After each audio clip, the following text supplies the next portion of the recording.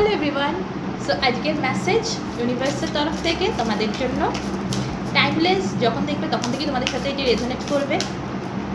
So let's see ইউনিভার্সের তরফ থেকে তোমাদের জন্য মেসেজ। ওকে, দুটো মেসেজ এসে গেছে।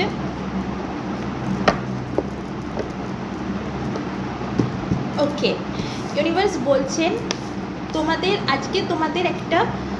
আজকে একটা পথ খুঁজে পাবে। ঠিক আছে, তোমরা হয়তো লাইফে কোথাও গিয়ে তোমরা স্টাক করে গেছিলে, কোথাও কর্মক্ষেত্রে হতে পারে, রিলেশনশিপে হতে পারে, হেলথে হতে পারে, তোমরা স্টাক করে গেছো।